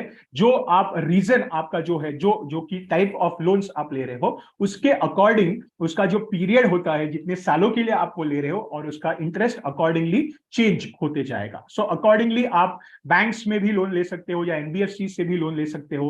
तो ये आप उनको पूछ सकते हो कि उस पर इंटरेस्ट कितना है, कितने पीरियड तक भरना है, एंड अकॉर्डिंगली आप उसे चेक कर सकते हो। सो लोन लेते वक्त आपको हमेशा आपके केवाईसी डॉक्यूमेंट्स देने होते हैं, जो कि आपका पैन कार्ड हो या आपका एड्रेस प्रूफ हो, फोटो हो या बैंक डिटेल्स हो, इनकम प्रूफ आपको देना होता है, बिकॉज इन संस्थाओं जहां से आप ये लोन लेने वाले हो उनको ये जरूर पता होना चाहिए कि आपकी कैपेसिटी पैसे वापस करने की है या नहीं, इसीलिए आपको आपका इनकम प्रूफ भी देना है। जैसा मैंने आपको थोड़ी देर पहले बताया था, आप आपके सैलरी स्लिप्स दे सकते हो या फॉर्म 16 जो होता है वो दे सकते हो, जो कि इनकम की आपकी प्रूफ है सालाना, और उसके साथ ही आप अपने इनकम टैक्स रिटर्न की कॉपीज भी दे सकते हो।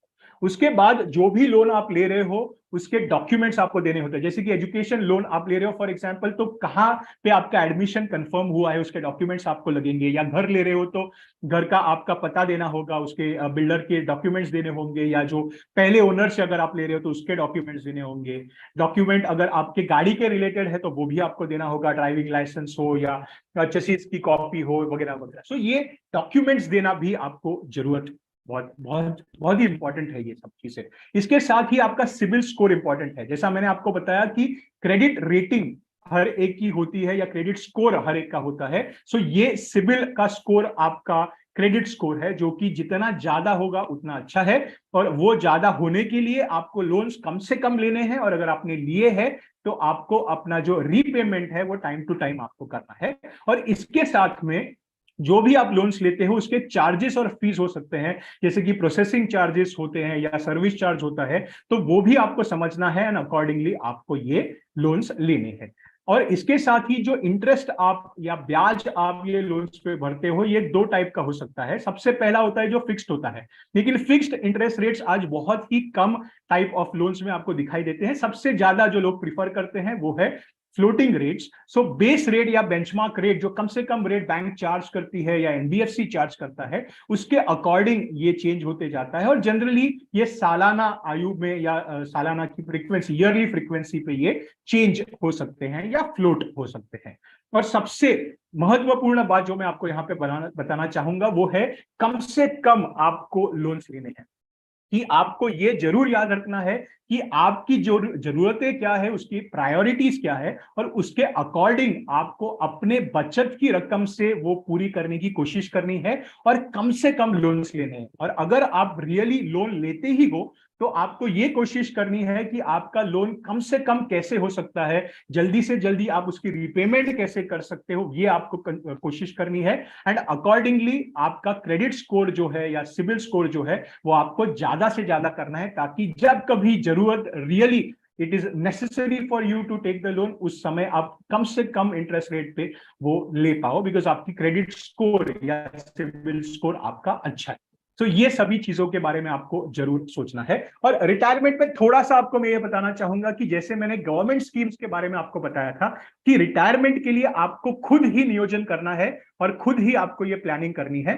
एंड सबसे इंपॉर्टेंट बात, जैसा मैंने आपको बताया कि आपको आत्मनिर्भर होना है, दूसरों पे आपको डिपेंडेंट नहीं होना है, और इसीलिए आप गवर्नमेंट स्कीम्स का यहाँ पे फायदा उठा सकते हो। आपको आपका रिटायरमेंट फंड क्रिएट करना है जो कि कम से कम आपके 20 गुना आपके एनुअल इनकम के होना चाहिए कि आपको अपना जो रिटायरमेंट फंड बनाना है ये आपको धीरे धीरे करके जो भी आप इन्वेस्टमेंट करना चाहो उसके थ्रू आपको क्रिएट करना है और कंटिन्यूअसली आपको अपने रिटायरमेंट तक वो करते जाना है। बिकॉज आपको ये जरूर समझना है कि आपकी जो एवरेज एज ऑफ रिटायरमेंट अगर हम भारत की बात करें तो 60 साल की होती है और 60 साल के बाद हम कितने सालों तक इस दुनिया में रहने वाले हमें नहीं पता है, ऊपर वाले को ही पता है। लेकिन अगर लाइफ एक्सपेक्टेंसी की बात करें तो 70 साल तक अगर हम जीते हैं तो भी आगे के 10 साल रिटायरमेंट के बाद हमें निकालने हैं और उसीलिए हमें कम से कम हमारे रिटायरमेंट फंड की जो क्रिएशन है वो 20 गुना आपके एनुअल इनकम की होना चाहिए। बिकॉज 10 साल अगर हम जीते हैं ऐसा अगर हम सोचते हैं, एक अज्यूम करते हैं, फिर भी हमें 10 साल का तो इनकम लगने ही वाला है और उसके साथ महंगाई भी जो बढ़ते जा रही है उसका भी थोड़ा सा कैलकुलेशन पकड़ के एक 15 से 20 गुना आपका एनुअल इनकम के कम से कम उतना रिटायरमेंट फंड आपके पास हो तो आप अपनी जो रिटायरमेंट लाइफ है, रिटायर्ड लाइफ है, वो अच्छी तरह निकाल सकते हो। और इसमें गवर्नमेंट स्कीम्स की बात करें तो आप 2 स्कीम्स का लाभ उठा सकते हो। पहली है नेशनल पेंशन स्कीम, जो कि आपको जितना चाहो आप उतना पैसा उसमें भर सकते हो और उसमें से आपको आपके रिटायरमेंट के वक्त जो भी उसकी वैल्यू होगी, ये थोड़ा सा म्यूचुअल फंड जैसे काम करता है, उस वैल्यू के अकॉर्डिंग आपको अपने जो पैसे हैं वो वापस दिए जाएंगे। और अगर आपको फिक्स्ड पेंशन चाहिए, अनऑर्गेनाइज सेक्टर के लिए बनाई गई है ये पर्टिकुलर स्कीम सेंट्रल गवर्नमेंट के द्वारा, तो इस स्कीम का भी आप फायदा उठा सकते हो। लेकिन इसमें सिर्फ 18 से 40 सालों तक की आपकी एज है तो ही आप अटल पेंशन योजना का भाग हो सकते हो, सब्सक्राइबर हो सकते हो। अगर आपकी उम्र 18 से 70 सालों तक की है तो फिर आप नेशनल पेंशन स्कीम में जा सकते हो। एंट्री के लिए 18 टू 65 इयर्स की एंट्री एज है और आपकी जो पेंशन है वो आप 70 सालों तक जब कभी चाहो आप नेशनल पेंशन स्कीम में ले सकते हो। 60 टू 70 के बीच आप अपनी पेंशन शुरू कर सकते हो और अगर आपको एंट्री करनी है तो एंट्री एज 18 से 65 इयर्स तक की, 65 सालों तक की entry age national pension scheme में रखी गई है। और वही अटल पेंशन योजना में 18 से 40 सालों तक की आपकी एंट्री एज रखी गई है। और यहां पर आपको 5 ऑप्शंस दिए जाते हैं, महीने की आपको कितनी पेंशन चाहिए उसके अकॉर्डिंग आप अपनी जो कैलकुलेशन है प्रीमियम की, वो एक चार्ट होता है, गूगल पे आपको इजीली मिल जाएगा, आप डाउनलोड कर सकते हो। और ये दोनों स्कीम्स का फायदा उठाने के लिए आपके पास आप एक सेविंग बैंक अकाउंट होना चाहिए, आपके केवाईसी डॉक्यूमेंट्स होने चाहिए और आप इसके शुरुआत जो है ये फिजिकली फॉर्म भरकर फिर वो बैंक में आप जा सकते हो या पोस्ट ऑफिस में आप जा सकते हो, वहां पे आप जाके फॉर्म भर के इसकी शुरुआत कर सकते हो। अगर ऑनलाइन आपको करना है तो फिर आप ऑनलाइन वेबसाइट पे जाके ENPS या EAPY इस वेबसाइट पे जाके आप इसकी जो शुरुआत है वो भी आप कर सकते हो। और इसके बाद में आखिरी चीज जो मैं आपको बताना चाहूंगा आज के सेशन में, जो आखिरी पॉइंट है या आखिरी टॉपिक है, ये है टिप्स कि आप अपनी जो शुरुआत की फाइनेंशियल सक्सेस है ये आप कैसे कंफर्म कर सकते हो। तो सबसे पहली चीज आप ये याद रखिए कि कभी भी इन्वेस्टमेंट करते वक्त या कभी भी अपनी फाइनेंशियल प्लानिंग करते वक्त एक ही चीज के पीछे आपको नहीं भागना है, आपको अलग अलग चीजों का फायदा उठाना है ताकि जो रिस्क है, जो जोखिम है, वो आप कम से कम कर पाओ। बिकॉज ये चीज हमेशा याद रखिए कि जोखिम को आप जीरो या शून्य नहीं कर सकते, उसे एलिमिनेट नहीं कर सकते, लेकिन आप उसे कम से कम करने की कोशिश जरूर कर सकते हो। आपके जो भी फाइनेंशियल गोल्स है इसके बारे में आपको सोचना है, ये हमेशा आपके आंखों के सामने होने चाहिए। और ये फाइनेंशियल गोल्स आपके क्या है, कोई कहेगा मुझे घर खरीदना है, कोई बोलेगा 2 व्हीलर 4 व्हीलर, कोई बोलेगा मुझे आगे की पढ़ाई करनी है, कोई बोलेगा मुझे मेरे परिवार को सपोर्ट करना है, शादी करना, ये भी एक फाइनेंशियल गोल है बिकॉज उसके लिए भी तो खर्चे होने वाले हैं। और उसके साथ ही आगे की इमरजेंसी प्लानिंग हो या रिटायरमेंट प्लानिंग हो, ये सभी चीजें हर एक को अपने अपने जो लक्ष्य है, फाइनेंशियल गोल्स है, ये आंखों के सामने रखकर अकॉर्डिंगली वहां तक पहुंचने की हमें धीरे धीरे करके कोशिश करनी है। इसके साथ ही हमारे कैश फ्लो पोजीशन पे भी हमें ध्यान रखना है कि इनकम हमारी कितनी है, कैश इनफ्लो कितना है, और उसके साइड में हमारे एक्सपेंसेस, खर्चे या कैश आउटफ्लो कितनी हो रही है। ये भी कंटिन्यूअसली थोड़ा सा कैलकुलेशन, मैथमेटिक्स, गणित हमें करते जाना है और हमेशा इस पे हमें काम करते रहना है कि खर्चे कम से कम कैसे हो और इनकम ज्यादा से ज्यादा हम कैसे कर पाए। एक तो हमारी जॉब में से या हमारे बिजनेस में से हमारी इनकम होती है, और दूसरा जैसा मैंने आपको बताया इन्वेस्टमेंट से भी होती है। हमेशा इन्वेस्टमेंट्स करते वक्त ये भी ध्यान रखिए कि लिक्विडिटी क्या है, यानी कि जब कभी आप इन्वेस्टमेंट्स करते हो उसमें से अगर आपको ये पैसे निकालना आपको लगता है या आप निकालना चाहते हो तो कितने जल्दी आप ये पैसे निकाल सकते हो। बिकॉज जैसा मैंने आपको बताया, अगर इमरजेंसी आप पे आती है या कोई भी दूसरा कारण है जिसके वजह से आपको ये पैसे जल्द से जल्द निकालने हैं, तो वो हमेशा आपको पता होना जरूरी है। और ऐसे ही प्रोडक्ट्स में आप इन्वेस्ट कीजिए जहां पे लिक्विडिटी ज्यादा हो, ताकि आप जल्द से जल्द ये पैसे जब कभी आपको लगे तब आप निकाल पाओ।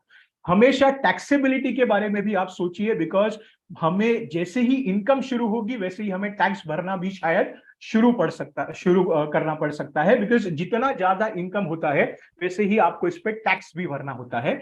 आपके इनकम पे, यानी कि आपकी सैलरी हो, आपका बिजनेस हो, या फिर आपकी इन्वेस्टमेंट्स में से जो आपको मिलता हो, भले ही वो प्रॉफिट हो या इंटरेस्ट हो, उस पे भी आपको टैक्स भरना पड़ सकता है। इसीलिए हमेशा ये सोचिए, टैक्सेशन का भी एंगल याद रखिए, और अकॉर्डिंगली आप अपनी जो भी जब कभी आप प्लानिंग करते हो, इन्वेस्टमेंट्स करते हो, वो आप कर सकते हो।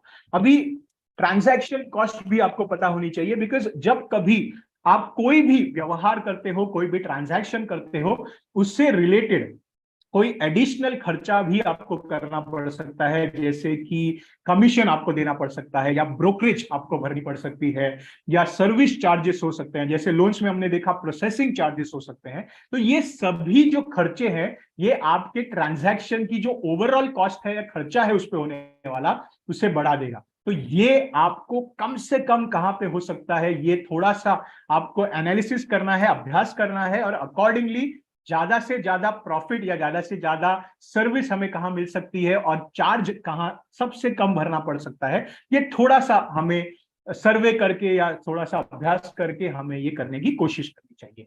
इसके बाद बहुत से बार हम ऐसा देखते हैं कि बहुत से लोग ऐसे प्रोडक्ट्स के पीछे भागते हैं या ऐसे ट्रांजैक्शंस के पीछे भागते हैं कि वहां कम से कम समय में ज्यादा से ज्यादा प्रॉफिट हुआ है या होने वाला है, ऐसा हमें लगता है। लेकिन ये करते वक्त हमें ये ट्रांजैक्शंस जो भी हम करने वाले हैं, फिर वो इन्वेस्टमेंट रिलेटेड हो या कोई भी दूसरे फाइनेंशियल डिसीजन रिलेटेड हो, हमें ये जरूर चेक करना है कि वो लीगल है या नहीं, और लीगल से आगे जाके ये भी चेक करना है कि वो रेगुलेटेड है या नहीं।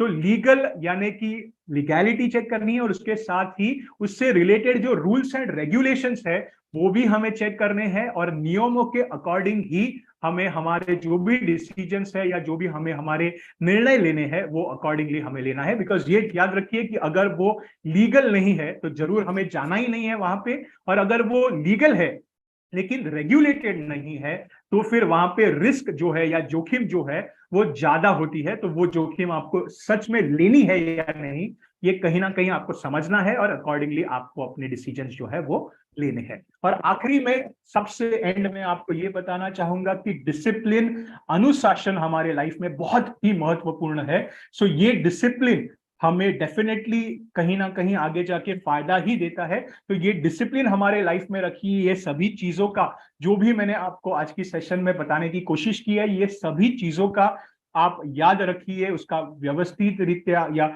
एकदम परफेक्ट कंडीशन में हम इसे फॉलो करना चाहिए, और अकॉर्डिंगली ये सभी चीजों को करके आप अपने लाइफ में एक प्रॉस्परस ह्यूमन बीइंग बनने का, एक बहुत से सफल ह्यूमन बीइंग बनने का कोशिश हम जो है ये कर सकते हैं। सो ये अनुशासन जरूर आप फॉलो कीजिए। कॉन्स्टेंटली अपने जो भी डिसीजंस है वो कॉन्शियसली आपको लेने हैं, और अकॉर्डिंगली आपको आगे जाके एक सक्सेसफुल इन्वेस्टर और ऑफ कोर्स एक सक्सेसफुल ह्यूमन बीइंग बनने की भी आपको कोशिश करनी है। So thank you once again all of you, आप सभी लोग ज्वाइन हुए ये सेशन का। आपने जरूर इस सेशन के थ्रू आपको बहुत ही इंफॉर्मेशन मिली होगी, ज्ञान मिला होगा, ये डेफिनेटली मैं अज्यूम करता हूं, और हैंड ओवर करता हूं श्रुति जी को। Thank you all of you. तो थैंक यू अमोक जी। और हमें बहुत खुशी हुई, आपने काफी अच्छे तरीके से सारे पॉइंटर्स को कवर किया, हम सभी को समझाने की कोशिश की। आप ये ऑफ कर सकते हैं स्क्रीन शेयर। तो हाँ, थैंक यू। सो काफी अच्छे तरीके से आपने सारे पॉइंटर्स कवर किए, किस तरीके से फाइनेंशियल लिटरेसी हमारे लाइफ में इंपॉर्टेंस रखती है। जॉब तो एक लेवल पे डिपेंड करता ही है, लेकिन उसके साथ अगर हम फाइनेंशियल लिटरेसी की भी नॉलेज रखते हैं तो किस तरीके से हम फ्यूचर को अपने ब्राइट कर सकते हैं। तो आई होप हमारे जो भी हमारे साथ आज यूथ जुड़े हैं उन सबको काफी बेनिफिट हुआ होगा। मैं जरूर चाहूंगी आपके जो क्वेश्चंस हैं वो अब आप पुट ऑन कर सकते हैं। और दूसरा एक क्वेश्चन हमारे ऑडियंस बहुत ज्यादा पूछ रहे थे, क्या आप ऑफलाइन क्लासेस लेते हैं या फिर आप ऑफलाइन सेशंस, या फिर ऐसा कुछ है कि वो आपके सेशंस और अटेंड कर सके, तो उसके बारे में थोड़ा सा आप बता सके तो काफी अच्छा। मैं ऑफलाइन सेशंस तो लेता हूं, लेकिन स्पेसिफिक कॉलेजेस के लिए या इंस्टीट्यूशंस के लिए या एनजीओस के लिए लेता हूं। ऐसे इंडिविजुअली क्लासेस या ऐसे कुछ नहीं लेता हूं। सो डेफिनेटली अगर वो जुड़ना चाहे तो वो लिंक्डइन पे मेरे साथ जुड़ सकते हैं। अकॉर्डिंगली अगर कुछ पॉसिबल है तो डेफिनेटली वो भी वर्कआउट किया जा सकता है। Okay, thank you sir. और मैं चाहूंगी, अगर शायद अभी इतना सारा इंफॉर्मेशन आपके लिए लेना बड़ा मुश्किल हुआ होगा यूथ के लिए हमारे, तो आपको जो भी डाउट्स आते हैं, कमेंट्स आते हैं, या फिर जो भी क्वेश्चन आते हैं, आप कमेंट सेक्शन में पुट ऑन कर दीजिए, हम जरूर कोशिश करेंगे उन सबके रिप्लाई करने के। और दूसरा एक क्वेश्चन काफी ज्यादा आ रहा था कि एनसीएस पोर्टल के बारे में, कि हमने अप्लाई किया था, नहीं हो पाया, या फिर जॉब नहीं मिल रही, डेटा एंट्री में फ्रॉड हो रहा है। तो उसमें मैं एक बार आपको स्क्रीन शेयर करके एनसीएस पोर्टल आप कैसे इस्तेमाल कर सकते हैं वो जरूर दिखाने की कोशिश करूंगी। तो एक,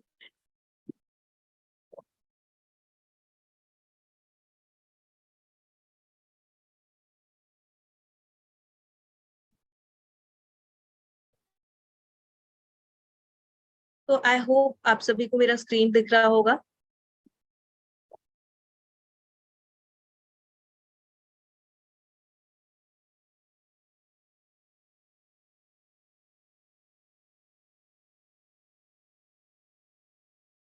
हम्म, तो सबसे पहले आपको एनसीएस करके आप अपने सर्च सेक्शन में लिख सकते हैं। देन सबसे पहली जो वेबसाइट आएगी, एनसीएस नेशनल करियर सर्विस, आप उसमें जाइए। वहां पे आप लॉगिन के सेक्शन में, अगर आपकी लॉगिन आईडी पहले से क्रिएटेड है तो आप लॉगिन सेक्शन में जा सकते हैं, वरना आप रजिस्ट्रेशन सेक्शन में जा सकते हैं।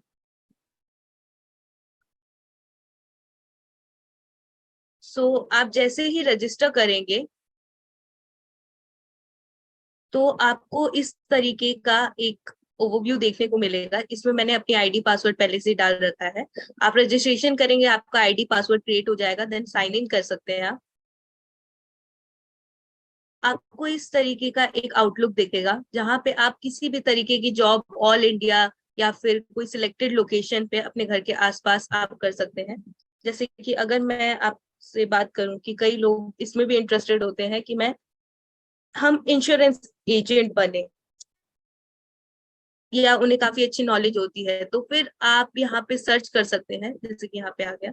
एंड देन आपको उससे रिलेटेड आपके सिलेक्टेड लोकेशन, अगर आपका कोई लोकेशन सिलेक्टेड है, यहाँ पे आप अपनी एक्सपेक्टेड सैलरी, ऑर्गेनाइजेशन टाइप भी डाल सकते हैं कि गवर्नमेंट चाहिए आपको, प्राइवेट चाहिए, या फिर ऑल जॉब्स। मैंने ऑल जॉब्स रखा हुआ है। तो यहाँ पे 2 पेजेस हैं जहाँ पे आप जाके अप्लाई कर सकते हैं।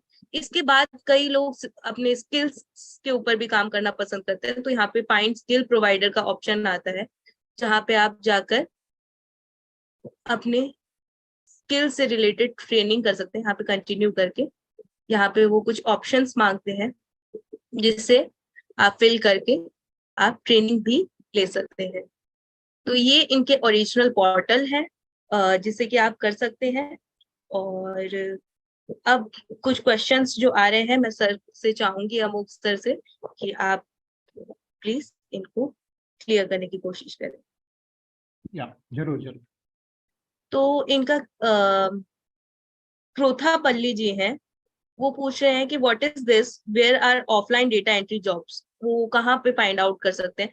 तो इसका तो मैं ही आंसर कर देती हूँ। इट्स लाइक आप एनसीएस पोर्टल में आप सर्च इंजन में जाके टाइप करेंगे डेटा एंट्री जॉब्स, आप लोकेशन अपनी टाइप कर सकते हैं and then they will show all the jobs related to that. Cyber security web design develop course apply करना है तो वो कैसे कर सकते हैं? अजय जी का क्वेश्चन ये। क्या सो वो करने के लिए भी आपको एनसीएस पोर्टल पे जाना होगा, वहाँ पे आप सर्च करके अपने जो भी रिक्वायरमेंट्स है वो आप टाइप कर सकते हो। इसके अलावा आपको स्पेसिफिक गूगल पे भी सर्च करके आपको थोड़े बहुत इसमें मिल सकते हैं। आपके रेज्यूमे भी आपको फ्लोट करने होंगे अलग अलग पोर्टल्स पे, और वहाँ पे जो भी रिक्वायरमेंट्स होती है वो थोड़ा सा स्टडी करके अभ्यास करके उसका अकॉर्डिंगली आप वो कर सकते हैं। बिल्कुल। तो काफी सारे फ्रॉड इसलिए होते हैं क्योंकि आजकल काफी सारे पोर्टल्स आ गए हैं, तो हम कोशिश करें जो एक्चुअल गवर्नमेंट पोर्टल है हम उसी में जाके अपना रजिस्ट्रेशन करें एंड देन लॉग इन करें। सो इट विल बी काफी बेनिफिशियल रहेगा आप सभी के लिए। काफी हमारे जो साथी हैं, यूथ हैं, वो खुश हैं आपके सेशन से लेके। They are thanking you a lot. So आज का सेशन काफी अभी 10 मिनट हो चुके हैं, तो हम आज का सेशन यहीं पे क्लोज करते हैं। और हम कोशिश करेंगे आपके जो भी डाउट्स है आप इस सेशन के कमेंट सेक्शन में लिख सकते हैं।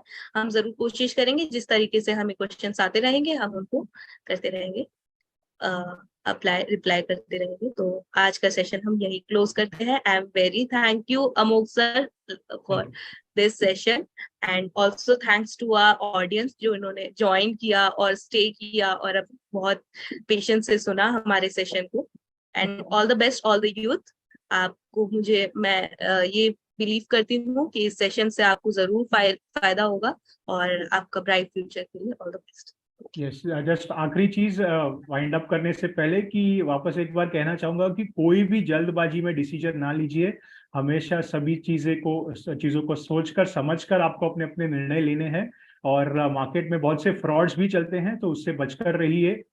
सभी चीजों को बरोबर से अपना एनालिसिस कीजिए, स्टडी कीजिए। आपको ना समझे तो कोई एक्सपर्ट से आप कनेक्ट करके, अपने फैमिली के इन्वेस्टमेंट एडवाइजर्स हो या आपके प्रोफेसर्स हो, कोई आपके सीनियर्स हो, उनको आप जरूर पूछिए और अकॉर्डिंगली फिर अपना डिसीजन लीजिए। कोई भी जल्दबाजी में अपना डिसीजन ना लीजिए। Thank you once again. बिल्कुल, थैंक यू। जय हिंद, बाय बाय।